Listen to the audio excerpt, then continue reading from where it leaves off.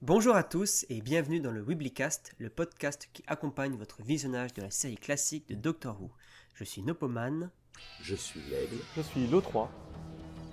Et ceci est le Weeblycast numéro 8, les hégémoniques.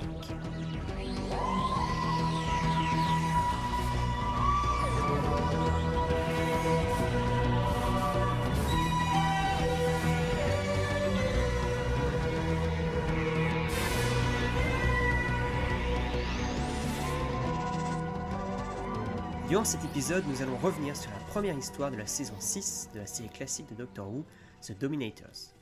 Bien évidemment, nous reviendrons plusieurs fois sur l'intrigue de l'épisode durant le podcast, donc attention aux spoilers. Au programme de ce podcast, nous aurons donc un résumé de l'O3 qui était anciennement l'O2 mais qui a fraîchement régénéré. Je vous parlerai de l'équipe de production et du cast. Nous aurons un dossier de l'Aigle qui nous parlera de notre cher acteur Patrick Troughton. Et ensuite, nous aurons quelques anecdotes de l'O3 et les paramédias avant que nous ne dissertions sur l'épisode en lui-même. N'oubliez pas que si vous voulez échanger avec nous et peut-être participer à ce podcast, vous pouvez nous rejoindre sur le chat Discord de la team ou sur le forum. Sans plus attendre, partons nous faire dominer. Oh, squishy. Bien, prenez place s'il vous plaît, le cours va commencer. Bonjour et bienvenue à ce cours d'analyse historique. Ici, à la Weebly Woobly University of History, nous tentons de former les historiens capables d'analyser les traces du passé. Pour ce faire, tout au long de cette année scolaire, vous serez formés à retirer la scientifique moelle de tout élément archéologique qui vous sera transmis. Nous testerons et forgerons vos capacités de déduction et d'analyse, car un bon historien est avant tout un bon enquêteur. Aujourd'hui, nous allons vous préparer à l'examen de fin d'année de critique historique, au cours duquel vous serez amenés à analyser des documents. L'exercice d'aujourd'hui aura pour thème l'invasion des Dominators.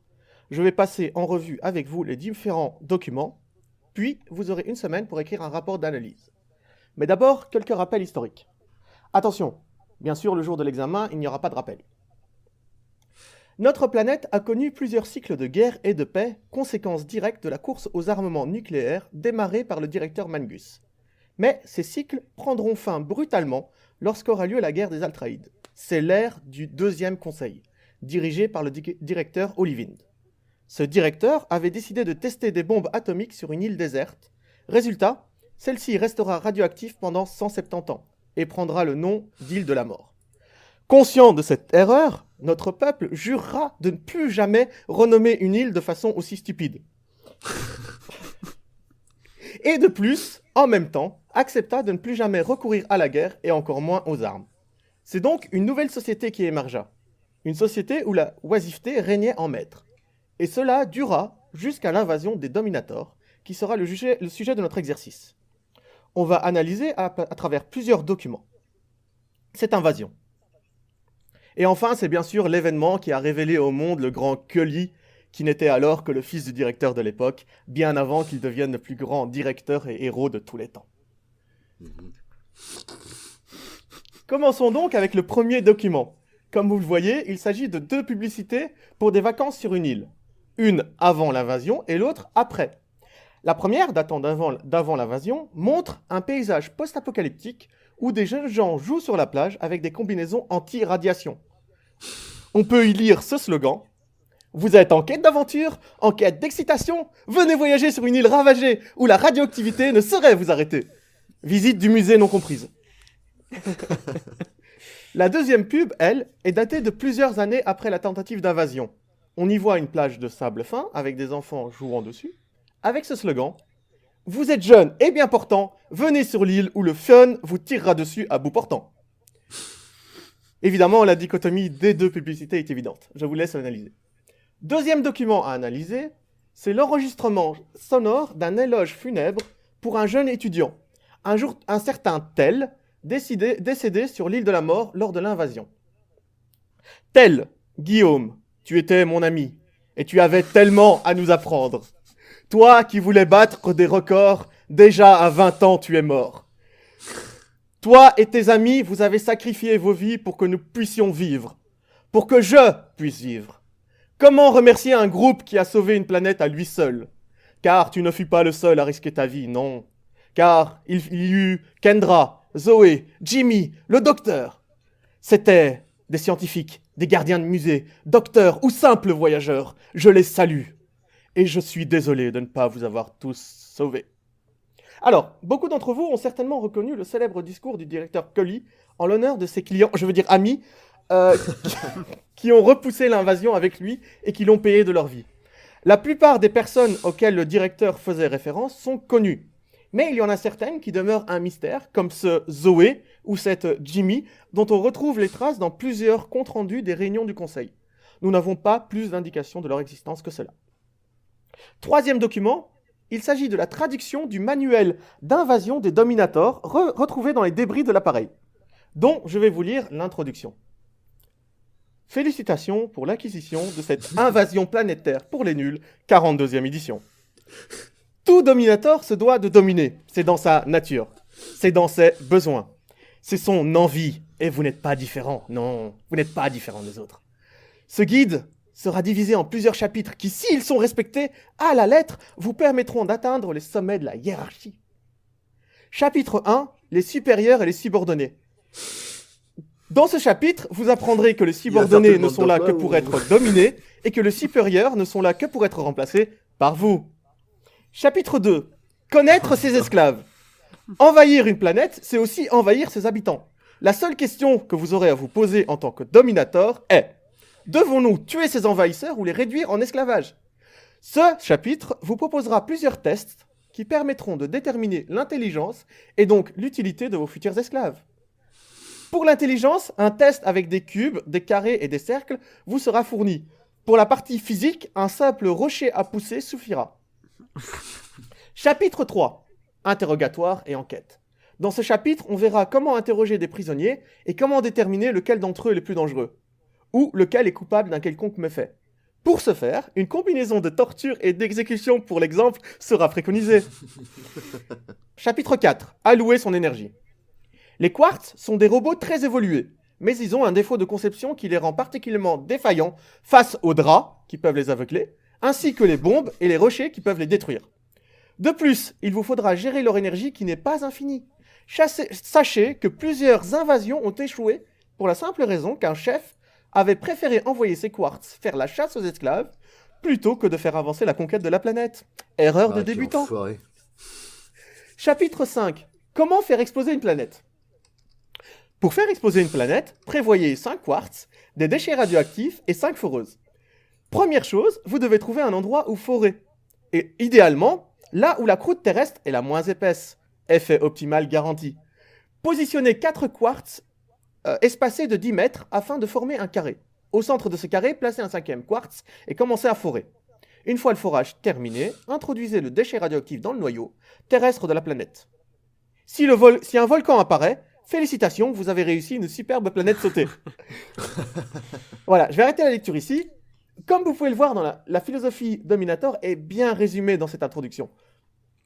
À vous de comparer cette vision avec la nôtre et celle dans votre rapport écrit. Voilà, en plus de ces éléments, vous recevrez aussi un kit de survie à partir duquel on peut fabriquer une bombe, mais aussi une petite table qu'on a retrouvée dans les décombres du vaisseau Dominator. Table dans laquelle les Dominators ont fait plusieurs trous, un en forme de carré, un autre en forme d'étoile et un autre en forme de cercle. Cette table reste l'une des plus grandes énigmes de notre temps. Vous avez donc une semaine pour rendre un rapport critique. Bien évidemment, pour ce faire, la plupart d'entre vous vont certainement tenter d'utiliser la technique de critique et d'analyse Nopoman, efficace pour juger de l'intérêt historique d'un événement. Cette approche est beaucoup plus basée sur l'instinct et le ressenti que les autres. Alors que d'autres utiliseront certainement la technique numérique de l'aigle, beaucoup plus mathématique, basée sur des chiffres et le calcul de moyenne. Chaque élément est alors jugé selon des critères stricts, auxquels on attribue une cote de 1 à 10. Sachez que ces deux techniques se valent. La semaine prochaine, nous utiliserons les différents rapports rendus. Je laisse maintenant ma place au doyen de notre université, le grand Nopoman, patron des patrons, professeur des professeurs, qui va animer une conférence sur l'invasion des Dominators. À vous, directeur. Bravo. Bravo. Eh bien, écoutez, moi, ma conférence va porter sur l'équipe de production, donc ça va être pas très original, malheureusement. Alors, donc, Pour cet épisode, en termes de scénariste, nous avons un certain Norman Ashby. Et la première chose que vous devez savoir, c'est que Norman Ashby n'existe pas. C'est en fait un nom de plume qui a été utilisé par un duo de scénaristes qui sont Mervyn Eisman et Henry Lincoln, et donc qui ont considéré que la production que la BBC les avait maltraités par rapport à leur travail, et ils ont demandé que leur nom soit retiré du générique. Ils ont donc choisi de prendre comme pseudo les prénoms de leurs beaux-pères respectifs. Ouais, et il me semble qu'ils avaient déjà écrit pour Doctor Who, non ? Il me semble-t-il. Je ne pense pas que ce soit. Il y avait d'autres personnes qui n'étaient pas contentes, ça je m'en souviens, qui avaient pris des pseudos, mais eux, en fait, Norman Ashby n'apparaît que pour Dominators. Et donc il fait le nom de plume, mais peut-être que Mervyn Eisman et Henry Lincoln avaient déjà écrit pour Doctor Who. C'est à vérifier. Ouais, il voulait montrer c'est qui domine, quoi. Tu vois, il voulait... En termes de réalisation, donc c'est Maurice Barry. The Abominable Snowman, The Web of Fear. Attends, là je suis sur Henry Lincoln. En 67, il coécrit 3 scripts pour la série Doctor Who avec Mervyn Eisman, à l'époque où Patrick Troughton tenait le rôle principal. Ils rédigent ensemble The Abominable Snowman et The Web of Fear, pour laquelle ils créeront des monstres comme les E.T., la Grande Intelligence. Néanmoins, ils entrent en désaccord avec la production de la série à propos des coupes de l'épisode de Dominators et signeront l'épisode sous le pseudonyme de Norman Ashby. D'accord. Louis soit son nom, du coup. Merci pour cette précision. Donc, le réalisateur Maurice Barry, qui est donc connu pour son poste de producteur, il est dans la série Paul Dark, qui est donc une série de romans très connue, historique très connue en Angleterre. De ce que j'en ai compris, c'est un peu l'équivalent de nos Rougon Macquart, mais un peu plus récent. Ah, par contre, ça je connais pas. Tu connais pas les Rougon Macquart ou tu connais pas Paul Dark ? Juste de nom vite fait comme ça, mais ouais, je me sens jeune là, donc. D'accord. Il a joué alors, en tant qu'acteur, il a joué dans la saison 17, et il a dirigé 2 autres épisodes donc, de Doctor Who, qui sont Moonbase et Tomb of the Cybermen. Donc on vous invite à écouter l'épisode 1 pour plus d'informations sur ce réalisateur. Exactement. En termes de casting, je vais donc passer sur les différents acteurs. Je vais mentionner juste certains et je vais parler un peu plus de ceux qui sont intéressants. Donc Rago, qui est joué par Ronald Allen, qui a une carrière dans les soap-opéras et retrouvera dans la saison 7. Toba, qui est Kenneth Ives, rien de particulier sur lui. Alors Cully, donc le fameux Cully dont nous avons entendu parler dans le résumé, joué par Arthur Cox. Alors lui, c'est assez intéressant puisqu'il jouera à nouveau dans la série dans The 11th Hour, donc l'épisode d'introduction du 11e Docteur. Il jouera le rôle d'un certain Monsieur Henderson. Donc si ça ne vous dit rien, c'est à peu près normal parce qu'il joue à jouer quelques secondes à peine. C'est le propriétaire de la voiture qu'utilise Amy pour coincer la cravate du docteur pour l'empêcher d'avancer. Je ne sais pas si vous vous rappelez de cette scène. Oui. En fait, c'est-à-dire que la 11e heure, c'est un épisode que c'est mon préféré, que j'ai vu 150 fois. J'ai même passé des après-midi à le revoir en boucle. Donc oui, je le vois très bien. Et donc le propriétaire de cette voiture, c'est donc ce fameux Monsieur Anderson. C'est Cully. Cully, oui. C'est Cully dans la série, oui. Dans le Dominators. Donc j'ai vu comme information qu'il avait le record du plus long espace entre la première fois qu'il a joué Doctor Who et la seconde fois. Alors ça, j'en ai déjà parlé la dernière fois pour une autre personne, ce qui est assez étonnant. Donc peut-être qu'il y a différentes manières de compter. Donc lui, c'était 42 ans entre son apparition dans Dominators et son apparition dans 11th Hour. Et ça a été un record qui a été pris par Donald Sumter, qui a joué dans Will in Space, dont on a parlé déjà dans l'épisode précédent, et qui jouera Rassillion en 2015. Ouais, donc qui est passé à 43 ans. En fait, il a eu le record pour quelques années, et puis là, il y a Donald Sumter qui est arrivé juste après. Et il me semblait que l'histoire du record, c'était aussi pour la femme qui jouait dans The Idiot Lantern. C'était oui, il y a une grand-mère. Aussi une histoire comme ça qui jouait aussi dans Game of Thrones.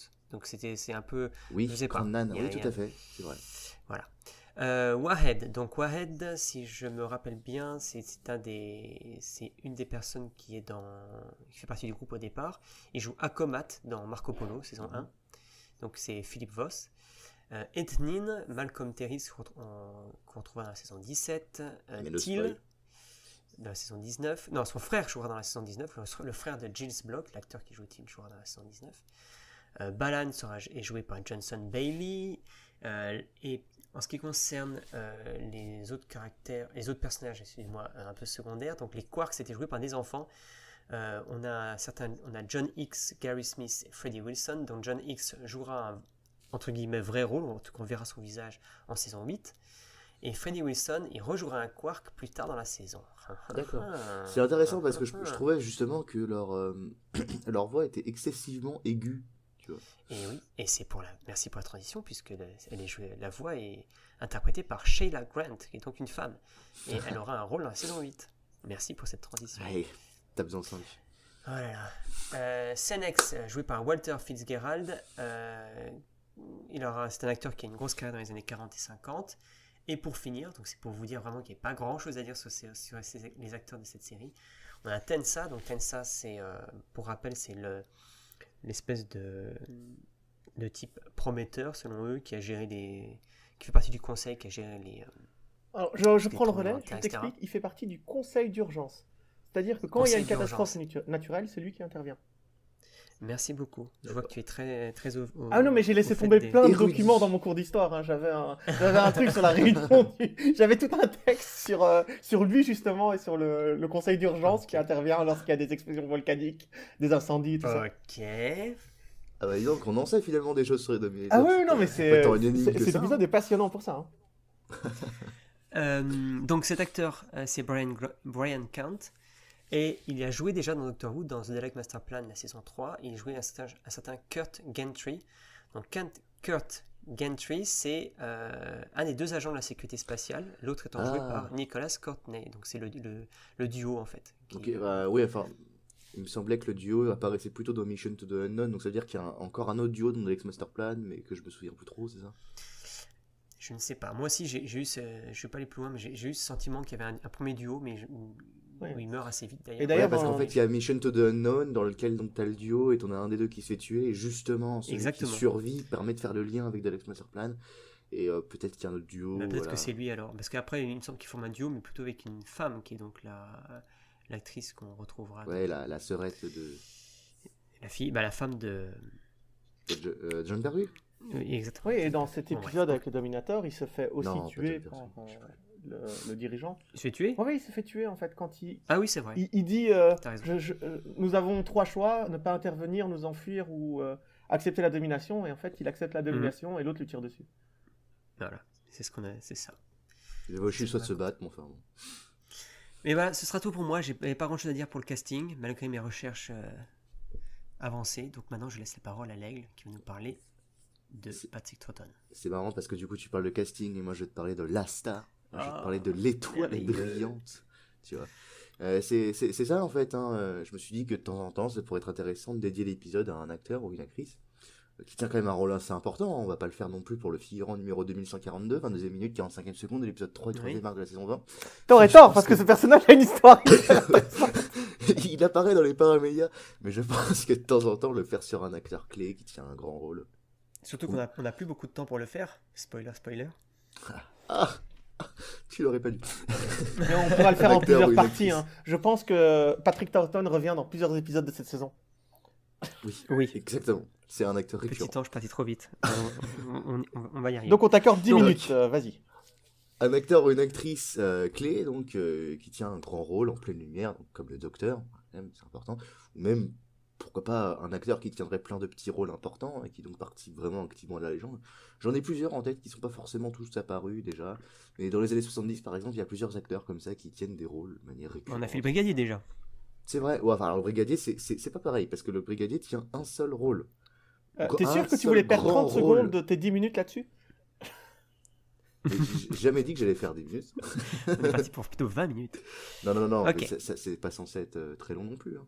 Donc, brigadier, il a quand même un très grand rôle. Moi, je te parle d'acteurs qui jouent plein de petits rôles. Bref. Ah, de petits rôles récurrents, d'accord. Ouais, voilà. Donc, on aurait pu le comme faire. Patrick Troughton. On aurait pu... Vas-y. On aurait pu le faire, c'est pour Deborah Wakeling, tu vois, un moment. Il me semble qu'on a sorti un podcast avec elle un petit peu après l'annonce de son décès, si je me souviens bien. Oui. Je pense qu'on a peut-être manqué un peu le coche de faire quelque chose en hommage de Deborah Wakeling. C'est ça, évidemment. Mais bon, là, du coup, pour ce pilote de la saison 6, je me suis dit que dédier le dossier à présenter vraiment qui est Patou.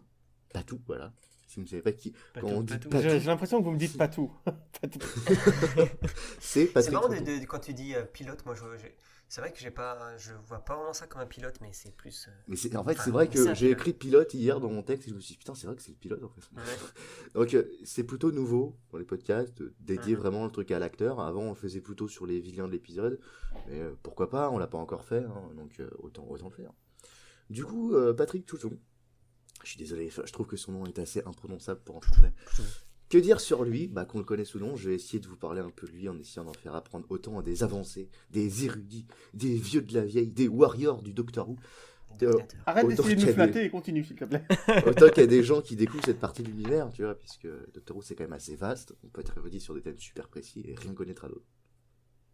Du coup, Patrick Touton, c'est principalement un acteur. Oh, la nouvelle, punaise, je suis C'est un trop acteur, étonné. merci beaucoup. Vous saviez, Bon, vous? bah, je pense Non, qu'on moi, a je fait sais le pas. tour là. Non, mais je crois que là, il est tombé à la renverse. Attends, laisse-le se relever. Bref, il est né en 1920, il est décédé en 1987, 3 jours après son anniversaire, c'est 67 ans, d'une crise Il est né cardiaque. où? Ça, je sais. Il est né au Royaume-Uni, il est décédé aux États-Unis. Et à quel âge? À 67 ans, je viens de te le dire, 3 Non, jours il est après. né où? Il est né à quel âge? Arrête de troller Voilà, mon article. Voilà, voilà. Bon, vas-y, continue. D'une crise cardiaque. Et en se rendant à une convention, et donc il est décédé d'une crise cardiaque dans une convention Doctor Who quand même. Dans une convention, d'accord. Ouais. Ok. Il était à la convention en fait. C'était dans son hôtel le matin, mais voilà, donc il est décédé en s'étant rendu à une convention. 67 ans, c'est pas très vieux. C'est vrai, c'est vrai. Et on peut vraiment sentir au travers de sa vie qu'il a toujours gardé un contact avec la série. Et c'est assez beau, je trouve. Hein. C'est toujours mieux que ce pauvre Tom Baker qui a saturé de Doctor Who et qui a refusé tout contact pendant des années, tu vois. On sent quand même qu'il gardait un contact et même une proximité avec les fans. Je trouve ça plutôt sympa, perso. Et alors, Oui, c'est sympa, oui. il est décédé parce qu'il avait pas forcément un train de vie super sain. Il aurait subi une opération pour lui retirer un poumon déjà, selon l'autobiographie de Barry Letts, Who and Me, dont tu as déjà parlé dans les podcasts, me semble-t-il. C'est fort probable. Ouais, tu viendras une me voir à opération. l'université pour régler les problèmes de ce qui est primordial ou pas dans un texte. Tu viendras me Eh, voir. mais dis donc, c'est toi qui parles là.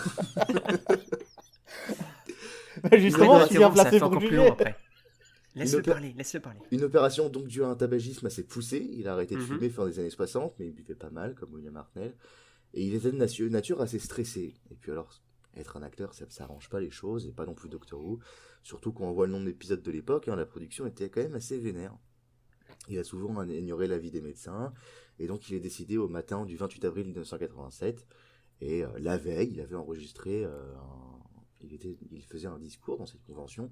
Et donc du coup, on peut trouver sur YouTube entièrement cette dernière apparition publique de lui, où il apparaît, il parle à ses fans, il répond à des questions.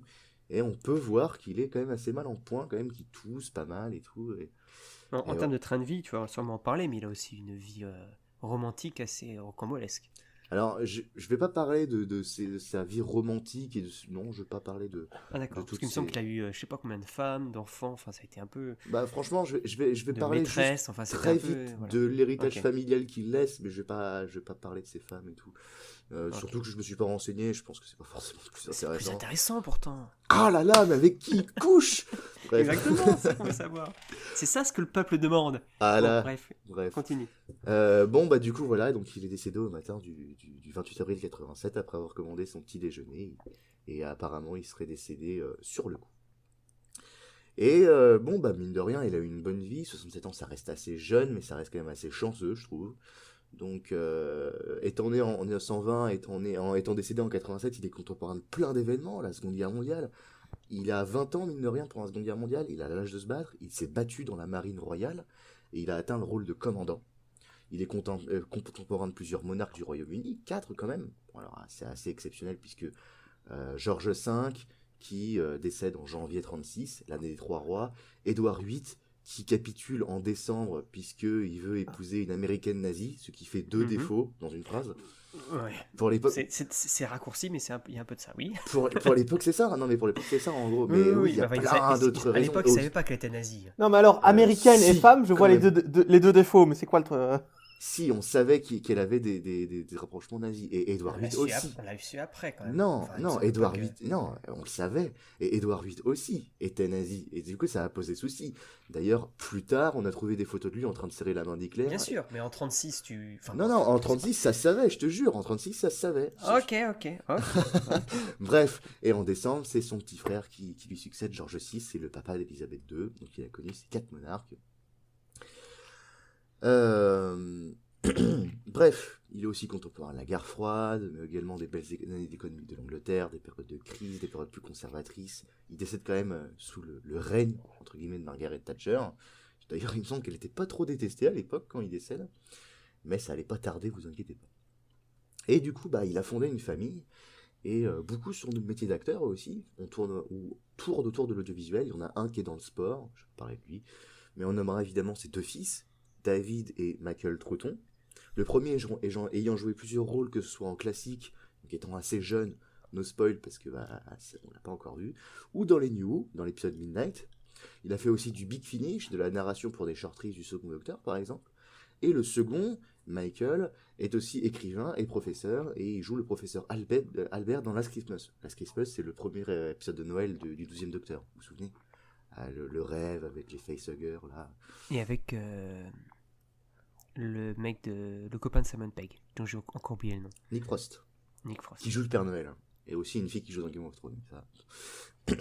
Donc voilà, on peut aussi nommer Harry Melling, qui est surtout connu par notre génération, je pense. C'est le petit-fils de Patrick. Et il a joué Dudley dans les Harry Potter, surtout. Il y a également Sam Troughton, qui est peut-être un petit peu moins connu par nous, que ce soit de manière générale ou que ce soit pour Doctor Who. C'est-à-dire que c'est un autre petit-fils de Patrick, fils de David, et il a joué dans quelques trucs, mais le seul vrai nom connu que j'ai pu repérer, c'est Alien vs Predator. Ah, c'est pas mal, déjà. D'accord. Et du coup, pour en revenir à Patrick en lui-même, il est, je dirais, moyennement connu en Angleterre. Il a une aura, mais c'est pas non plus à l'effigie d'un Peter Cushing, tu vois, ou d'un John Pertwee, ou d'un Tom Baker. La Tom Baker, là, c'est bon, t'as niqué le game. Mais du coup, il a quand même une certaine notoriété. Par contre, tu vas un petit peu plus loin dans le monde, il est quand même beaucoup moins connu. Mais en Angleterre, il a quand même sa notoriété par des personnes un peu intéressées par le cinéma, la télévision. Tu veux dire que Tom Baker est connu en dehors du cercle de Doctor Who? Non, je veux dire que Tom Baker est très très connu en Angleterre quand même. D'accord. Alors que Patrick Troughton est un petit peu moins connu quand même. Ouais, d'accord, mais c'est plus par le fait que peut-être que la. Ah, mais c'est l'héritage de générationnel en fait, c'est simplement que c'est peut-être moins. Ah, je sais pas, hein, tu dis encore Tom Baker aujourd'hui, il y a des gens qui sont nés dans les années 80, 90, même 2000, en Angleterre, ils savent. Hein. D'accord, ok. Ils savent. Okay, hein. okay. C'est comme dire David Tennant, je veux dire, à un moment, à l'époque. Oui, mais David Tennant est aussi connu pour d'autres rôles. C'est-à-dire que, en fait, ce que je veux dire par là, c'est que David Tennant, il a vraiment pété sa notoriété avec Doctor Who, et c'est à l'époque où tout le monde regardait Doctor Who. Enfin bref, on s'égare.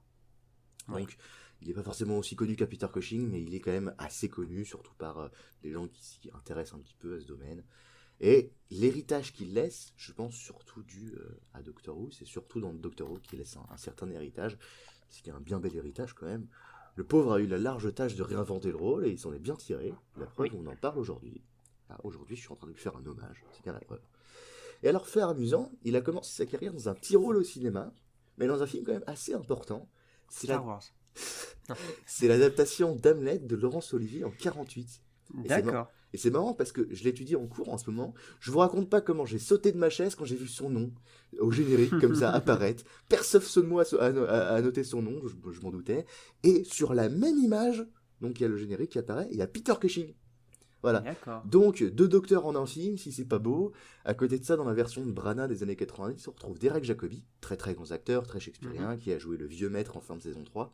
L'un des maîtres qui a cédé pendant la guerre du temps, donc. Et Don Warrington, qui a joué le président dans la New Who, dans l'épisode sur l'univers alternatif avec les Cybermen. Le premier épisode de Cybermen de la nouvelle série en saison 2, il joue le président dans cette dimension parallèle. Mais il a joué aussi Russ Allen dans des audios. Donc d'un côté, on a une adaptation avec des gens qui ont joué que des docteurs, et de l'autre, une adaptation avec des gens qui ont joué que des méchants. Hein, voilà. De là à dire que la version de Branagh est machiavélique, il n'y a qu'un pas, mais que je ne franchirai pas. Il y a tellement d'acteurs qui ont joué dans Doctor Who de façon qu'au bout d'un moment, non, mais c'est clair. liens. Mais Derek Jacobi, c'est quand même très très grand acteur. C'est pas rien. Il a déjà plusieurs fois avec Branagh. Branagh quand même connu. Il a joué dans Harry Mais il a quand même Potter. réalisé le premier Thor, c'est quand même. Il a réalisé le premier Thor, mais il a réalisé. Son plus haut fait d'armes. Non, c'est pas son plus haut fait d'armes. Pas Alors là, déconner, je vais là, te tu vas taper. trop loin. Alors là, je vais te Mais taper. Je plaisante, mais c'était violent. Nopo, là, je vais mettre mon pied. Non. Et je vais Mais mettre oui, mon pied dans ta gueule si tu continues. Il est aussi quand même connu pour tenir souvent le rôle dans ses œuvres. Il a joué Hercule Poirot, il a joué dans Harry Potter aussi, il peut être connu pour ça. Vous savez, il joue le professeur de défense contre les forces du mal dans l'épisode 3 d'Harry Potter. Donc le gars qui a le melon complètement surdimensionné. Oui, mais oui, on voit. Enfin, c'est dans le 2, le melon surdimensionné. C'est vrai? Attends, oui, ça a raison, c'est la chambre des secrets. Ah ouais, c'est la chambre C'est la chambre des secrets, c'est le 2. Allez, on focus, on revient sur. Bref. Troughton. Et du coup, Patrick Troughton joue dans le film de Laurence Olivier, il joue Player King. Player King, c'est en fait le personnage d'un acteur jouant le roi, parce que dans Hamlet, il y a une pièce dans la pièce censée représenter un événement de l'histoire qui ont déjà eu lieu, et il joue l'acteur jouant le roi. Donc c'est un petit rôle, il est très jeune, mais voilà, ça fait plaisir, et il a quand même fait sa carrière dans un beau truc. Voilà. C'est comme si moi je commençais ma carrière dans le nouveau Terminator, dans le prochain Star Wars. Et en 53, il joue dans Robin Hood et devient le premier à interpréter le personnage à la télévision. Il apparaît aussi dans Jason et les Argonautes et plein d'autres choses. Me semble même qu'il fait de la radio comme John Pertwee, le docteur qui vient juste après. Et enfin, arrive 66 dans lequel il est pressenti pour jouer le second docteur, plusieurs mois après avoir fait choper le rôle de Johnny Ringo dans The Gunfighter, toujours dans Doctor Who. Là, je pense qu'on en avait déjà parlé. Et là, je pense qu'on touche du doigt à la chose pour laquelle son héritage est le plus important, son héritage qu'il laisse à travers Doctor Who de manière générale. Il y reste un nombre d'années qu'on ne spoilera pas, parce que voilà, techniquement, on est censé garder une part de mystère, mes amis. Et il reviendra très ponctuellement dans ce rôle plus tard, toujours de manière bienvenue. Et il a joué plein d'autres choses, qu'on ne peut pas tout dire, ce ne sera pas exhaustif, mais dans quelques grands films, ou des films marquants pour une époque, des séries aussi. Il a quand même été dans des productions en compagnie de Roger Moore, comme dans la série télévisée Amicalement Vôtre, une série quand même plutôt connue, pourvu qu'on soit un peu vieux, ou qu'on aime les vieilles références comme moi. Est-ce qu'il vient de m'insulter là? Apparemment, oui. Ou qu'on aime les vieilles références, hein. Attention. Oui. Ça reste quand même une référence, quoi. Il a joué dans un film d'horreur assez connu, pour ceux qui aiment ça aussi, assez culte, dit Omen, en 76. Je le recommande à tous ceux qui aiment les films d'horreur, il est très bon, son personnage a une certaine importance en plus, foncez. Et il décède donc finalement en 87, laissant une fanbase et une famille en deuil. Et oui, il est toujours regretté, hein, évidemment, il a quand même posé ses marques, il a laissé un grand héritage dans Doctor Who, il l'a fait survivre à travers les années, je trouve ça mémorable. Il a beaucoup participé à la création du mythe et il semble avoir toujours gardé un lien avec la série.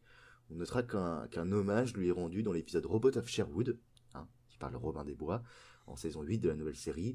Sur un des ordinateurs censé représenter la légende de Robin des Bois, on voit apparaître une image de Patrick Troughton, tout de même. Tu veux dire, donc c'est une référence au fait qu'il ait joué Robin des Bois en 53. C'est ça, puisque en fait, D'accord. donc, l'ordinateur montre la légende de Robin des Bois et on voit le premier acteur ayant joué Patrick Troughton. D'accord. Patrick Troughton.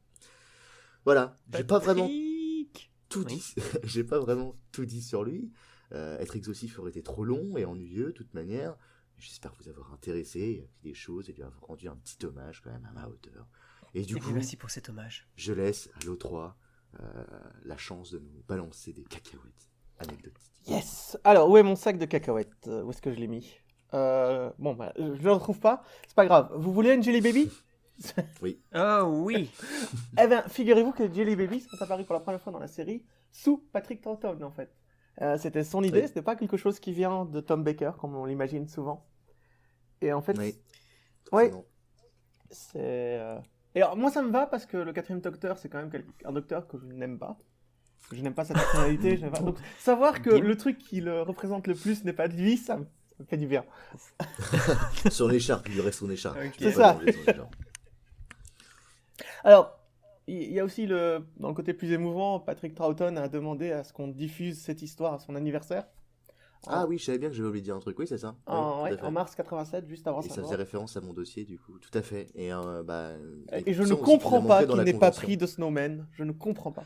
Alors, en fait, je pense que l'histoire, donc justement, je voulais dire ça très vite fait pendant le dossier, mais en fait, je pense que c'est surtout que les épisodes étaient pour la plupart perdus. Il n'y a peut-être pas le choix. Ouais. Et de Snowman, il est perdu, en fait. Ouais, c'est Je dommage. pense. Hein. Il est encore perdu aujourd'hui, donc forcément, il n'a pas choisi. The Tomb of the Seven Men, il me semble qu'il est retrouvé quelques années après sa mort. Et donc voilà, et je pense que c'est ça aussi qui a pu aider les quarks à être plus connus aujourd'hui, parce que forcément, bon bref, voilà. Par défaut. Voilà, c'est par défaut, par chance. Oui, puis il faut aussi dire que ça a mieux résisté au temps, les quarks, parce que l'épisode 3 a été filmé sous un autre format, donc du 35 mm en noir et blanc au lieu de l'habituel Petite transition. 625, enfin, qui était de moindre qualité, mais plus facile à éditer. Et puis, un petit truc marrant, vous avez certainement remarqué en regardant l'épisode, vous n'avez pas l'impression qu'il vous manquait quelque chose comme ça? Quand vous avez regardé beaucoup d'audio, vous arrivez à cette histoire-là et vous dites, il manque un truc quand même pendant que je regarde. Ah bon? Ah ouais, ça. figure-toi qu'on a Vas-y. oublié de mettre l'écran titre. Ah On oui. a oublié Ah de oui, mettre c'est le vrai. titre de l'épisode. Je sais pas, il y a dû avoir un gars qui s'est pas réveillé le matin. Ce mec est trop bon pour les transitions, je les vois même pas venir, c'est un truc de fou. Et d'ailleurs, en parlant d'anecdotes, bon après ça peut arriver souvent, mais j'ai remarqué ça à mon revisionnage récent. Il y a un moment où Jamie et Cully escaladent une colline, et ils n'ont pas du tout fait gaffe que le soleil était dans le dos du caméraman, et on voit l'ombre mais alors très clairement l'ombre du caméraman qui s'étend sur le haut de la colline quand. Mais je pense Mais qu'ils l'ont non, vu et qu'ils ont c'était le décidé de le docteur. laisser parce que. Ah oui, bien sûr. Oui. Mais ils en sont rendus compte, à mon avis. C'est pas. Je les vois pas aussi Oui, je pense. incompétents. Non, Oui. mais après au niveau peut-être que des prix de reshoot, peut-être qu'ils. Oui, c'est C'est ça, ça, je pense qu'ils c'est- étaient ça limités coûte au cher. nombre de reshoots de toute façon. Et puis même, je veux dire, si le soleil est à un endroit précis, ça demande de tourner à un autre moment de la journée, donc potentiellement un autre jour, et donc du coup forcément ça demande... Ou peut-être simplement de faire comment dire, filmer de l'autre côté. Je ne sais pas. T'en demandes trop là Éviter déjà. d'avoir l'ombre quoi. Ah, là c'est ça, on commence à être en contre-jour, là, c'est très... Bon, Bon, j'ai tenu le micro aussi longtemps que j'ai pu, mais je vais devoir le rendre à l'aigle pour. Déjà. Ouais, Drôle malheureusement. de vie. Donc, je n'ai pas de Jelly Babies, je n'ai pas de cacahuètes, mais je lui balance le micro à la gueule. Aïe. Attrape, mon ami. C'est bon, je l'ai. Alors, du coup, sans transition, du coup, enfin, si, un petit peu douloureuse, moi je suis censé vous parler des paramédias. Et pour les paramédias, donc je vais évidemment vous parler du retour des méchants dans les différents paramédias. Et dans cet épisode, je pense qu'on a deux types de méchants, les bons et les mauvais, non pardon, les Dominators en eux-mêmes et les Quarks. Et de manière extrêmement étrange, les Dominators ont quelques réapparitions, et encore, elles peuvent se faire vraiment attendre. Tandis que les Quarks, eux, ils ont une sacrée liste, hein, quand même si c'est juste pour des petites apparitions, ils ont une petite liste, hein, c'est pas... Ça veut dire qu'en fait ils ont réussi à insérer dans les paramédias les quarks sans les dominators, c'est ça? Exactement, et plein de fois en plus, mais Ça, c'est vraiment... vraiment c'est bizarre. C'est Ok. incroyable. Par contre, les Dominators, à chaque fois qu'ils apparaissent, ils sont avec leurs quarks, c'est évidemment. Mais je comprends pas. Il y a énormément d'épisodes avec juste les quarks. Alors pourquoi Bah, il y a ça peut-être peut une société Quarks dans l'univers qui les vend à plusieurs planètes, hein, faut pas. Mais En fait, c'est ça le twist, c'est que les vrais, c'est les quarks qui dirigent les dominators, mais ils ne le savent pas. Ah oui. Alors là, on est sur de la philosophie. Mais c'est con parce qu'en plus, enfin, de mon point de vue, on en parlera après quand on fera le débat, mais entre les dominators et les quarks, les dominators sont carrément plus intéressants que les quarks. Tout à fait, Bon, je suis bref. d'accord. Mais du coup, forcément, les Dominators ont moins de réapparitions. Alors que les quarks, ils ont réussi à les faire apparaître plus souvent et tout seuls parfois.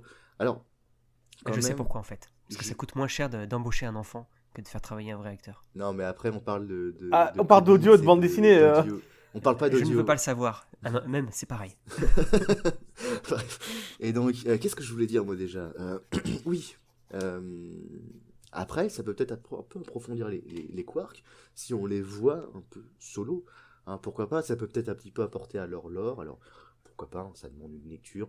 Mais je trouve ça étonnant quand même que les quarks soient apparus si souvent seuls, alors que les Dominators n'ont que quelques apparitions et qui sont pourtant. Ils sont jamais seuls, eux, tu vois, ils sont toujours leurs quarks. Du coup, Et donc, du coup, quelles sont ces apparitions, l'aigle, alors, de quarks? sans plus Et je attendre. te transitionne tes propres parties. Non mais t'inquiète, hein, j'étais vraiment en train de le faire. Parlons de ce qui nous intéresse, je garde le meilleur pour la fin. Je commence par les quarks. Vas-y. Voilà, je garde le meilleur pour la fin. Je commence par les quarks. C'était une blague, fallait rire. Non, je vous en Ah Du coup, les quarks, bon, déjà les quarks, ils ont le droit à avoir des références dans la série. Ça va jamais au-delà de la référence. Et c'est pas du média alternatif. Non, mais t'imagines une référence au Dominator dans la série? Bah pourquoi pas. Mais ça irait pas, tu vois, ça pourrait être sous-entendu d'une autre façon. Par rapport à ce que c'est maintenant. Ah, mais ce que toi, t'as l'esprit tordu, mais tout le monde ne l'a pas comme ça. Nous sommes tous un peu des enfants dans nos cœurs. Ouais, mais dans Mais une c'est une série série télé pour pour enfants, enfants, si tu as. La dernière fois que j'ai affronté, c'était les Dominators. Ouais, Limite, limite. Bah, tu les rappelles un autre nom. Ah, mais tu vois, mais justement, changes tu un utilises peu. les Quarks, alors tu sais, tu fais. Bah, la dernière fois, j'ai affronté des Quarks, je les ai vaincus, tu vois. Avec les Dominators. Oui. Bref, du coup, j'en étais où? Merci, l'O3. Donc, déjà, les Quarks, donc, ils auront des références dans la série, pas les Dominators. Mais quand même, les Dominators pourraient avoir un nouvel épisode en duo, hein, ce serait pas si con. Moi, c'est ce que je veux. Et donc, oui. Je milite pour le retour des Dominators et le retour de Suzanne. Ouais. C'est, Et l'épisode s'appellerait plus- La domination des dominators. Alors exactement. après, je milite plus quand même pour les Dominators que pour Suzanne, enfin après. Ah non, moi mon rêve c'est qu'on arrive à boucler qu'un jour on explique pour qui est Suzanne en fait. Alors, Ça il serait y a vraiment- déjà ça en audio si tu veux, après je peux comprendre que ça t'intéresse aussi de le voir dans la série. Ouais. Euh... Je veux que ce soit canon quoi. oh là là! Oh, ce trigger! Oh, it's not even Ah, built je at this plaisante. point. Je plaisante. Allez vas-y. Ok, donc, dans la série de livres sur Lethbridge Stewart, une Oui. série tout de même assez récente, donc vous voyez, pour avoir des histoires complètes avec ces méchants-là, on a dû attendre les années 2010. On rappelle qu'on en parle d'un épisode de 69. Hein. Donc, dans cette série de livres, ils ont une apparition en solo dans The Arcade of Doom. C'est leur seul... L'arcade de Doom c'est De la... Attends, putain. C'est quoi, le jugement dernier, c'est pas ça. Non, enfin, non, ouais, c'est Doomsday. C'est pas le destin, mais c'est bah... Doom. Bah, c'est être Simon avait perdu, le quoi. malheur, C'est fini. C'est le malheur, c'est la condamnation, ouais, voilà. C'est la fin des temps, en fait. Malédiction. Doomsday, c'est leur mot pour apocalypse. Oui, c'est Oui, mais voilà, mais Doom tout seul quoi qu'il en Bah, soit. Bon, vas-y. ça. Donc c'est leur seule apparition littéraire en solo, si on ne compte pas les novélisations, hein, ça ne compte pas, les gars. Et ensuite, Alors c'est l'apparition solo des Quarks du coup tu parles là la seule apparition littéraire solo des Quarks. Là, je parle des Quarks. Solo, c'est-à-dire solo. C'est-à-dire que Donc, Il n'y a voilà, pas donc, Anne ils avec ont lui. une Tu vois, appari- c'est pas. Ils ont une apparition D'accord. littéraire en solo, c'est donc de Arcade of Doom. ok. En comics, alors là par contre, ils en ont plein. Ils ont Invasion of the Quark, The Killer Wasp, Jungle of Doom, Martha the Mechanical Housemaid, et non, ça ne parle pas de Martha Jones, The Duelist, Death Race et Party Animals. Alors, de toutes ces histoires, ils sont à chaque fois les antagonistes principaux, à l'exception de Party Animals, un comics du 7ème Docteur qui montre plein d'ennemis du Docteur façon Cantina dans Star Wars en fait, et on voit un Quark. Et à part ça, toutes les histoires que j'ai citées ils sont à chaque fois les antagonistes principaux, sauf dans The Killer Wasp où ils partagent l'affiche avec une autre espèce, les Giant Wasps. Mais voilà, en gros, Est-ce que les Giant Wasps sont en rapport avec l'épisode sur Agatha Christie ou pas du tout? je crois pas, non, je crois pas. D'accord, ok. En plus, Non, ça non, date c'est une de race bien différente d'abeilles géantes. Ça date, Oui, ça date de bien avant. Bon, bref. Invasion of the Ok. Quark, Jungle of Doom, Martha the Mechanical Housemaid, The Duelist, Death Race. Ça fait 5 histoires dans lesquelles ils sont les antagonistes principaux seuls, plus une histoire où ils sont les antagonistes principaux, dans laquelle ils partagent l'affiche. Et Party D'accord. Animals où ils font juste une petite apparition. Chez Titan Comics aussi, donc toujours très récent, les années 2010, ils ont 3 apparitions de Art in Space. C'est le 2e épisode du 10e Docteur, donc tu as lu Nopoman, je l'ai lu aussi. The 12th Doctor. aucun souvenir. je, Ça parle de quoi? je m'en doute, mais en fait, tu ouvres ton comics, tu verras tout de suite. Tu sais, D'accord. c'est la premier voyage en fait du compagnon, et puis ils arrivent dans un monde un petit peu bizarre dans lequel c'est une sorte d'artiste qui fait un petit peu ce qu'il veut avec la réalité. Ah, d'accord, oui. Voilà. Il y a les Quarks là-dedans. Et bah en fait, il y a une image, il y a une bulle dans laquelle on voit un quark. Voilà, il y a une référence. Ah, ok. Ouais, donc c'était vraiment essentiel d'en parler. Bah oui, Ah, c'est- on parle, il est on parle, exhaustif, au moins, on là. parle de leurs apparitions. Mais dis donc, je te trouve un petit peu vénère pour quelqu'un qui arrive Mais même dis pas à donc. résumer l'épisode. Non, mais faites pas attention, je suis pas le même homme quand j'ai pas dormi. C'est ça, c'est l'O3, il n'est pas pareil qu'il On l'O2. cherche les excuses. Voilà. Donc ensuite, The 12th Doctor, Beneath the Waves, pareil, c'est juste une petite apparition, c'est vraiment un caméo. Et dans The Lost Dimension, encore pareil, c'est une mini-série, un one-shot. Et bah c'est vraiment qu'un caméo. Chez Titan Comics, ils ont 3 apparitions, mais c'est vraiment que du caméo. Mais du coup... Ah oui, alors après, on peut citer aussi le jeu vidéo Destiny of the Doctor, mais c'est vraiment tout. Et il n'y a pas d'audio. Voilà, je ne milite pas Attends, spécialement. Destiny of the Doctor, c'était un jeu sur quoi ça? Oh, je sais plus, mais c'est dans les années 90. C'est... Ah d'accord, c'est un vieux truc. Ouais. Et il n'y a pas d'audio. Alors je ne milite pas spécialement. Il faut un retour des quarks sans les audios, mais pourquoi pas. Après, en termes audio, la manière dont ils parlent n'est pas... Enfin, ils parlent pas énormément déjà. C'est vrai, mais Mais c'est plutôt... tu sais, ils ont réussi à bien représenter les anges pleureurs, donc bon. Ah ouais? Oui, Ouais, ils ont ouais, réussi. ils ont bien réussi à leur faire une... Pas une justice, mais c'est-à-dire qu'ils ont bien réussi à les représenter dans un média quand même où ils n'étaient pas censés régner. Et C'est C'est assez dingue, hein, pourquoi mais pas. ça fonctionne. C'est un audio de la collection New Monster Old Doctor, donc qui mélange Avec les anciens plusieurs docteurs apparitions avec les des nouveaux anges monstres. pleureurs. Ouais. Pouvoir du marketing. Il y a plusieurs apparitions des anges pleureurs, mais on n'est pas du tout là pour en parler. Mais ça marche. Voilà. Et donc, du coup, on compte les points. On est à une apparition littéraire solo, 10 en comics, dont 4 où ce sont des caméos, et 6 où ils sont les antagonistes principaux, avec une fois ils Et partagent 0 en l'affiche, audio. plus un jeu vidéo et 0 en audio. 0 audio, ok. Pas d'apparition Bon. dans des fanfilms non plus, ça aurait pu être très drôle. Et bon, maintenant comptons Et les pourtant, points. le costume est pas extrêmement compliqué à reproduire. Enfin, Oui, je non, pense c'est que un truc pas- carré. En fait, il me semble en plus qu'ils avaient essayé les Daleks étaient plus là, donc ils avaient essayé de faire des substituts aux Daleks. J'ai l'impression Oui, qu'ils c'était ont... pas. T'as raison, c'est pas une histoire comme ça que les droits, ils avaient pas eu les droits des Daleks pour quelque temps, il leur fallait un truc. C'est-à-dire qu'à qui l'époque, remplaçait. les contrats étaient différents. Donc celui qui a créé les Daleks a gardé les droits sur son personnage. Mhm. Terry Nation. C'est ouais. ça, ouais. Voilà. Et en fait, le truc, c'est que j'ai l'impression qu'ils ont essayé de prendre le concept et de dire, ok, comment est-ce qu'on peut prendre le concept et le faire un petit peu à l'inverse. Et donc du coup, au lieu que ce soit une forme ronde, un peu dildo, j'ai envie de te dire, bah, c'est une forme très carrée, en fait. D'accord. Oui, mais aussi, Moi, ce que ils je- sont aussi différents de Mhm. leur utilité. Les Daleks sont des envahisseurs, les Quartz sont des outils au service Mhm. Oui, d'autres. tout à fait. Multifonction. Il Ils, y en a, ils c'est touchent des leurs gé- pinces pour se recharger, c'est mignon. Ouais, C'est ou alors des je suis génies passé à côté de dominants. l'épisode, mais il me semble pas qu'ils ont une conscience propre, quoi. Non, non. Il y en a, c'est des génies dominants, et puis il y en a d'autres, c'est vraiment des outils, mais qui sont là pour permettre de dominer, quoi. Bref, c'est des armes, en fait. C'est Iron Man. Les quarks Iron Ouais, Man. Bon, ok. alors c'est Iron C'est Man, War mais Machine. sans métal et sans homme. Sinon, c'est pareil. Ouais, mais tu sais, c'est un peu la collection Iron Man, War Machine, Ultron, tout D'accord. ça. Bref. Bref, exactement. Voilà, maintenant, comptons les points pour les Dominateurs. Donc, ils ont un épisode littéraire, toujours dans la série Ledward Stewart. J'adore le titre. Mutually Assured Nomination. Perso, moi, ça me donne envie de le voir. J'adore le truc, je trouve ça très inspiré. Ça fait évidemment référence à la Mutually Assured Destruction, la destruction mutuelle assurée. Assurée, bah là, c'est la mutualisation, la domination, Mutilation. la domination mutuelle assurée. Voilà. Ah, c'est merveilleux. La domination mutuelle. Putain, ça fait vraiment épisode de Mais sadomaso. tu vois pourquoi on fait pas de référence à eux dans la nouvelle série? Tu te rends compte? Non mais là, Mutually Assured Domination, c'est t'inquiète, on va se dominer. Ou bien tu les fais apparaître dans la nouvelle série, mais tu fais pas juste référence à eux, quoi. Ça passe pas. Ah, tu peux les faire apparaître et dire que c'est des dominateurs, voilà, ils envahissent. Oui, en les faisant Ça apparaître, passe. oui, mais juste en les citant, ça fera toujours bizarre. Bref, du coup, moi j'avais envie de le lire.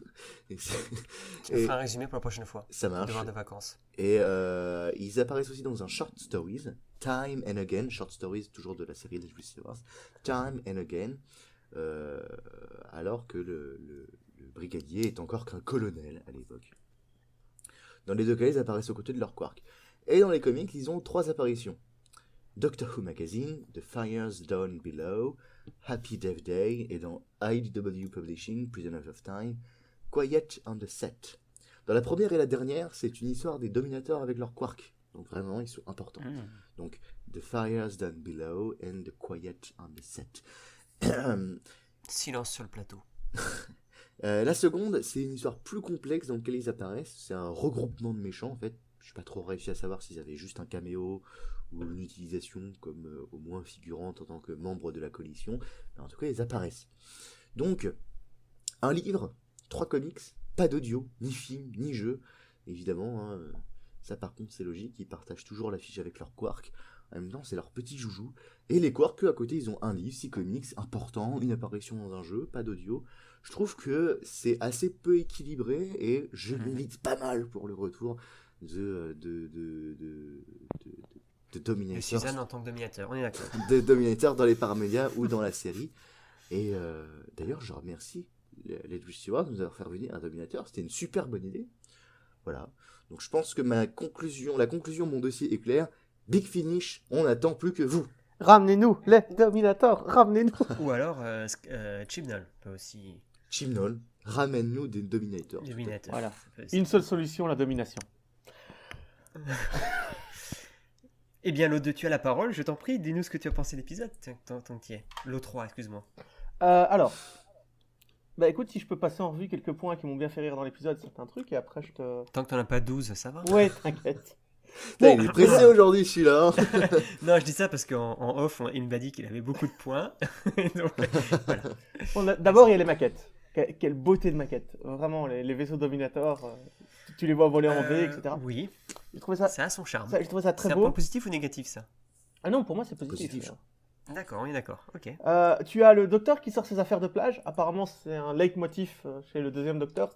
Il veut aller C'est se baigner. vrai. Oui. Il y a que moi qui trouve ça chiant. Non, mais Bah, c'est vrai que quand tu parles, c'était pareil dans. C'était quoi? C'est Enemy of the World. Enemy of the World, mais aussi le truc de la. Avec les algues, là. Mais moi j'aime ça en fait parce que vraiment ça approfondit sa personnalité et genre je trouve que c'est un voyageur, c'est un explorateur, c'est un capitaine un petit peu de vaisseau pirate, mais forcément de temps en temps il y a des vacances et c'est très bien je trouve. Moi j'aime Mais j'ai beaucoup. l'impression qu'il veut toujours aller en vacances. En fait. Mais j'ai l'impression qu'il Ça veut se toujours passe aller se à chaque baigner fois. aussi. Mais en fait je pense qu'en off il a ses vraies vacances. Mais c'est ça aussi. Ouais. Bah, Ensuite, Toban et Logan, qui sont les deux dominateurs de cet épisode, Toba. si tu veux. Non, mais je sais pas si je veux, c'est comme ça. C'est. Mais ils se disputent tout le temps. Leur dispute est géniale. Leur façon ils se détestent. Ils veulent prendre la place de l'autre. Ils veulent se détester. C'est vraiment génial. Quand il y en a un qui donne un ordre à l'autre, tu sens vraiment que c'est une question de domination, quoi. Oui, puis le côté ordre accepté. C'est ça. Genre le mec Oh. il est vénère, mais il est. Ok, d'accord. Il y a un moment où il fait si ça ne vous va pas, débarrassez-vous de moi et prenez ma place. C'est ça, je sais pas comment ils ont laissé passer ça dans une série pour enfants, mais c'est violent quand même. Mais parce que les enfants ne comprennent pas. Alors, t'as aussi le moment où les Quarks trouvent le musée d'armement et ils font rien sur cette planète ne pourra nous tuer. Ok, alors pour comment ça se fait qu'après, quand ils te tirent dessus avec la dite arme, tu es détruit? C'est con. Oui. Alors, on a un personnage de Cully aussi dont j'aimerais beaucoup parler. Qu'est-ce qui vous a inspiré? Donc, c'est le fils du directeur, c'est celui qui, sur son temps libre, en fait, son truc, c'est de gagner de l'argent en emmenant des gens voyager sur une île hyper dangereuse. Enfin... Sachant qu'en termes d'argent, je pense qu'il est peut-être pas forcément le plus à plaindre de la planète, a priori. Si son père, il dirige le. C'est le directeur du monde, quoi. Il a une place importante. Mais je sais pas, ce personnage, moi, j'ai fini par l'apprécier. Je sais pas vous, mais... Je sais pas, oui, je l'aime Parce que bien. par exemple, il a des comportements assez lâches. Hein. Il fait semblant d'être mort quand le vaisseau explose. Et pourtant, quand il s'agit de... Ah, disons que- Tu sais, quand il s'agit de retourner il a- sur l'île pour réaffronter les Dominators, il y va, quoi.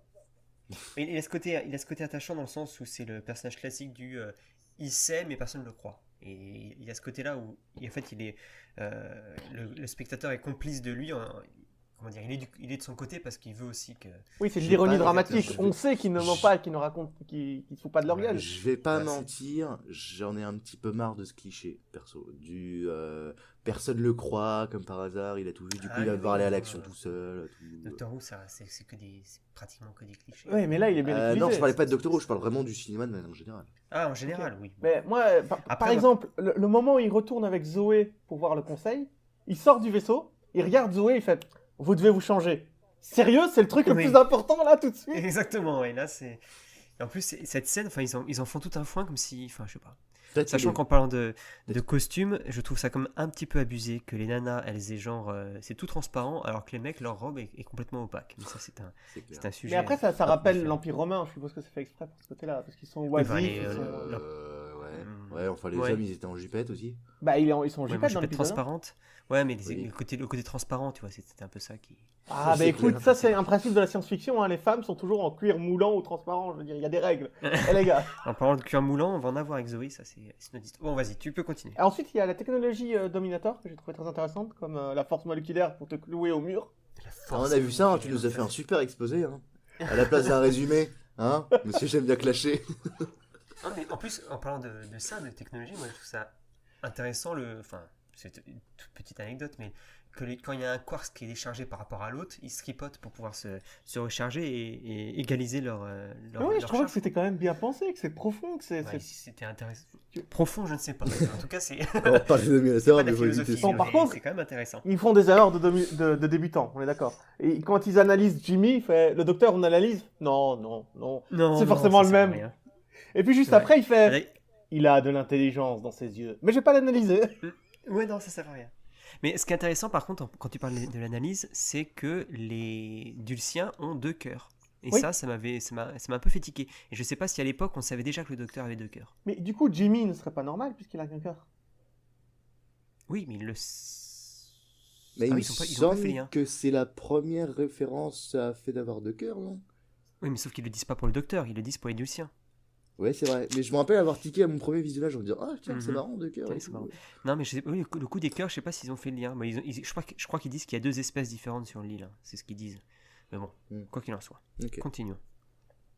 Oui, et puis bien sûr, le truc horrible, quoi, la torture du docteur, je trouve ça, c'était inacceptable, quoi. Obliger un pauvre homme à mettre des carrés dans une table, à mettre des cercles dans mon truc. Non, mais il est un peu responsable quand même. Il fait exprès de pas comprendre. Ouais, mais bon, C'est sa faute. je sais pas, apparemment les tests des Dominators sont faits par des enfants de 5 ans. Oui, bah, le coup du test de... Là, je suis toujours un peu circonspect sur le test d'électricité qu'il fallait sauter pour éviter le courant, je sais pas quoi. C'est pas ultra évident pour moi quand même. Et puis, Tu n'aurais pas reçu le test, Nopperman. Bah non, moi j'ai pas compris le test Tu du es tout. une espèce inférieure, Moi aussi. Nopperman. et puis il y a la plongée dans un conseil de l'île, quoi, où tu les vois discuter sur qu'est-ce qu'on fait pas. On n'intervient pas, et tu vois que c'est un peuple. J'ai eu l'impression quand même que cet épisode était un plaidoyer pour l'armement et pas pour le pacifisme, quoi. Oui, le pacifisme ça sert à rien. C'est ça, quoi. Ça ne marche pas. Si tu veux la paix, prépare la guerre. Ouais, mais Non, mais c'est... là, Ouais, le vas-y. message, c'est quand même battez-vous contre l'ennemi envahisseur qui vous attaque, quoi.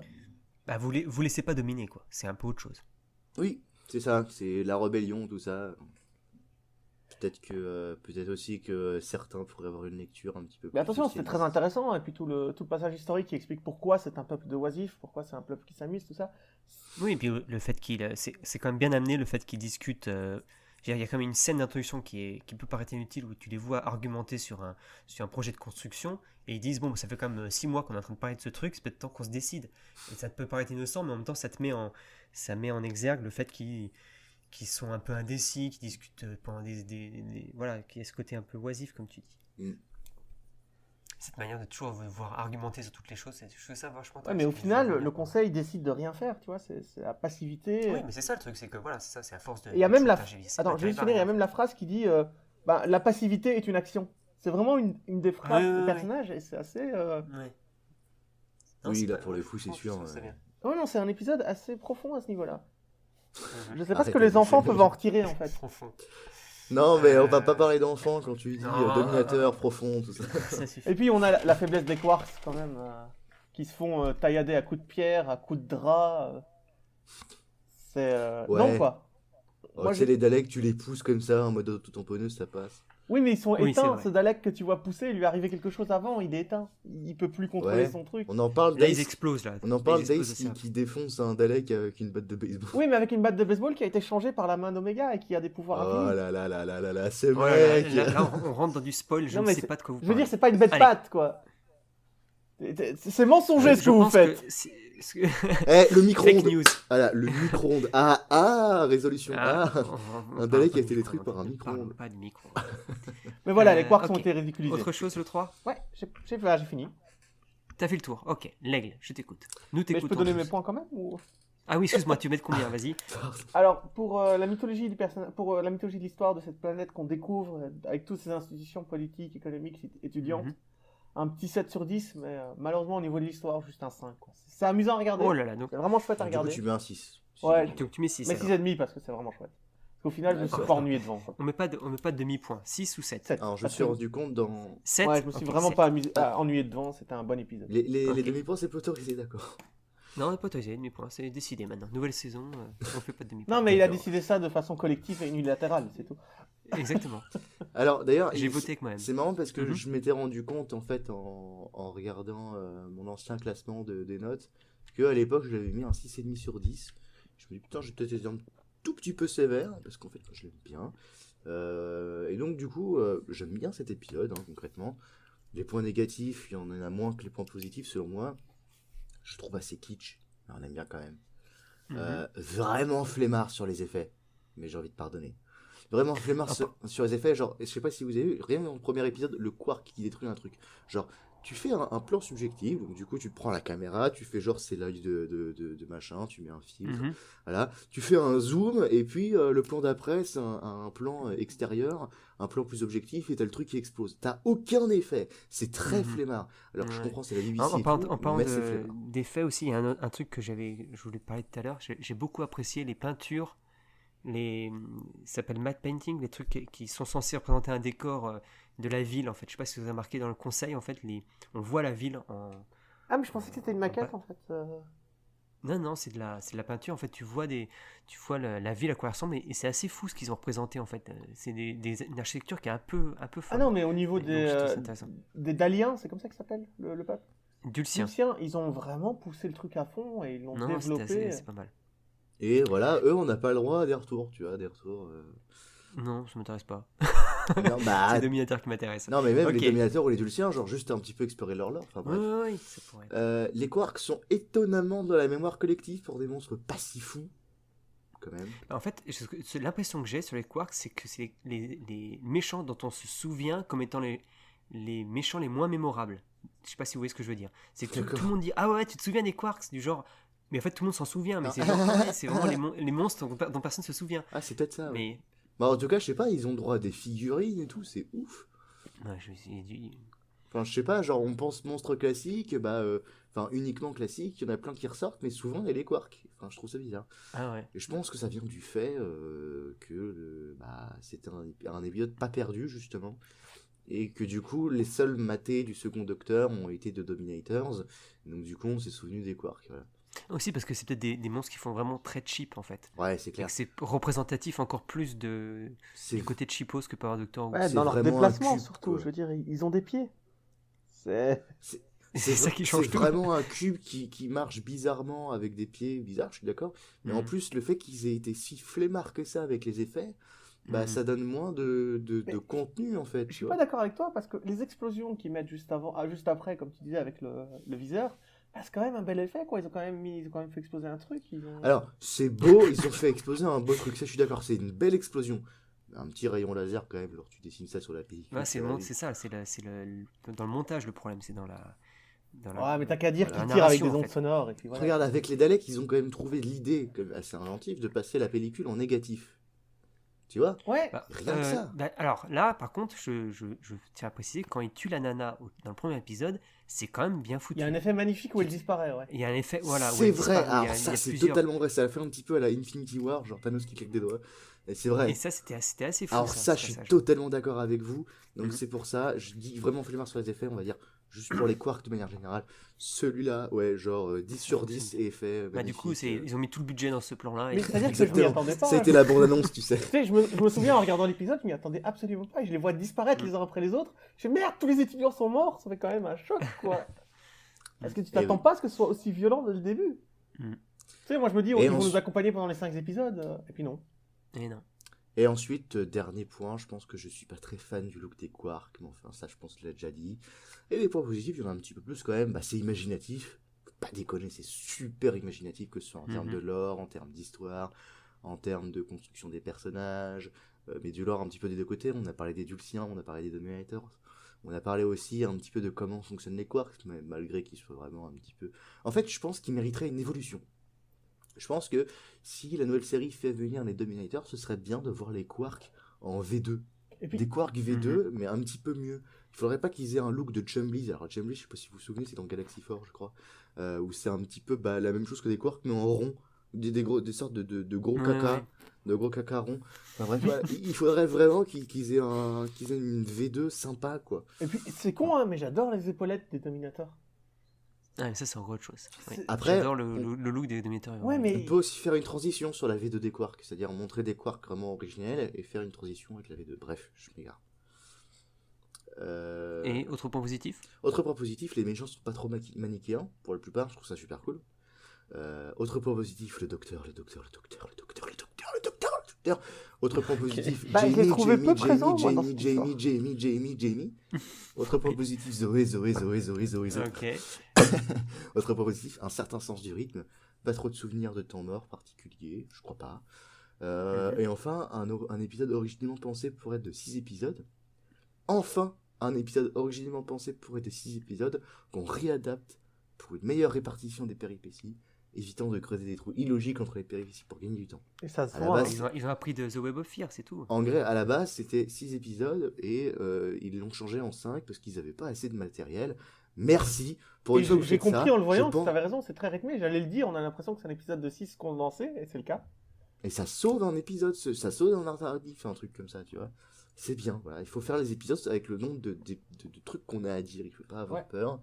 Si t'as un truc pour... Tu vois, The Wargame, s'il dure 10 parties, il est génial, tu vois. Tu le mets pas en 8 parties, tu le mets pas en 12, surtout pas, tu le niquerais. Par contre, The Dominators, il est génial en 5 parties. C'est pareil, Inferno en saison 7, on en parlera le moment venu. Il aurait été génial en 5 parties, tu vois. Je suis comme ça. Bref, tu vois, et donc vraiment, ça sauve des épisodes, ce genre de truc. Donc voilà, très bon point. 8 sur 10.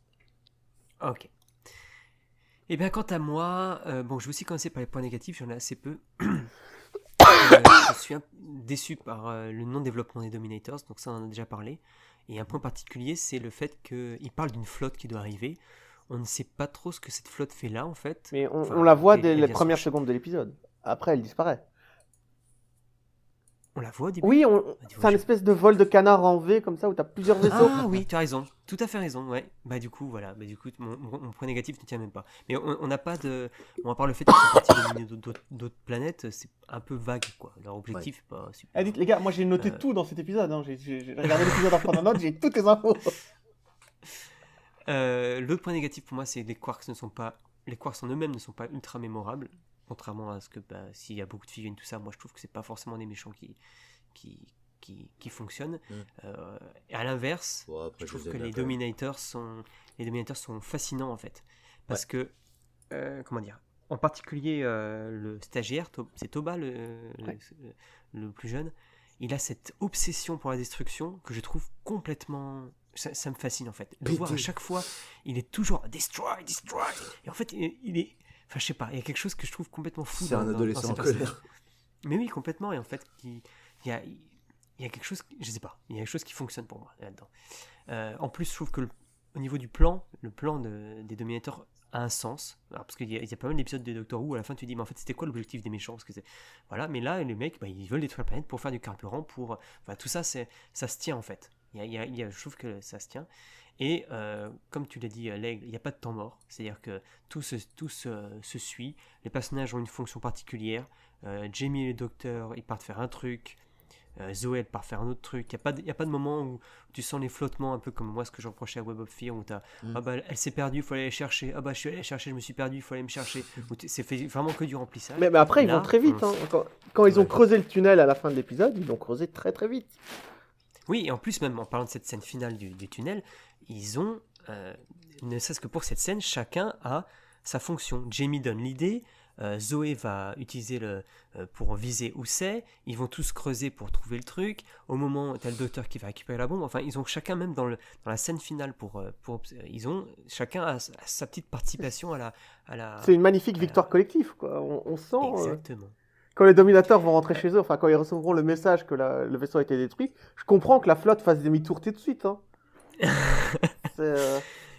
Et le dernier point qui est donc un peu rejoint un peu ce que disait Alex, c'est que c'est le premier vrai épisode où il y a le docteur, Jamie et Zoé qui sont... On voit tout de suite la dynamique qui fonctionne en fait entre les trois, où Jamie est un peu le mec... bon, pas très fut-fut, mais qui est quand même utile. Zoé qui va donner plutôt le côté scientifique, parfois un petit peu naïf. Cette scène où le docteur dit à Jamie alors, vous pensez que tu penses que tu peux essayer de ne pas avoir l'air trop intelligent? Ah ouais, c'est facile. Et après, tout il se rend compte que le docteur s'était foutu de sa gueule, et ça, je trouve ça génial. Et donc, une note, je donne 8 sur 10 également à cet épisode, ce qui fait une moyenne de 7,7. Ouais, donc du coup, je pense que comme tu n'aimes pas les demi-points, on va arrondir à 8. Ouais, je pense qu'il le mérite. Les demi-points ne fonctionnent pas quand on les donne, mais après la moyenne D'accord, pour l'épisode, c'est autre chose. Et je pense que c'est peut-être un des mieux notés. Je n'ai pas sous le... En tout cas, c'est le mieux noté de la saison 6, ça c'est sûr. Mais c'est, Bravo, c'est- franchement, cette année était très pertinente. Voilà, mais la saison 5, je pense même qu'on n'a pas eu beaucoup d'épisodes qui soient aussi bien notés. Il y a eu Enemy of the World qui avait eu une critique Ah oui. excellente. Sans doute, ouais.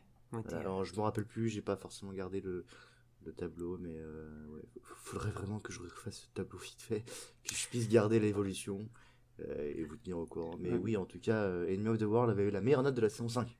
Ouais, et The Abominable Snowman avait eu 10, bien sûr. Suivi de, Oui, non, c'est sûrement pas. suivi de près par The Web donc- of Fear, deuxième position. Merci. Donc, on va boucler là cet épisode. Je pense qu'on a fait à peu près le tour de ce qu'on vous avait à dire. N'oubliez pas de nous rejoindre sur Discord, Facebook et notre forum. Abonnez-vous à la chaîne YouTube. Mettez des pouces verts, des étoiles sur iTunes et des commentaires. Et vous permettrez au monde d'être un peu mieux dominé. On se dit à dans 5 semaines. Et en attendant, n'oubliez pas... Command accepted.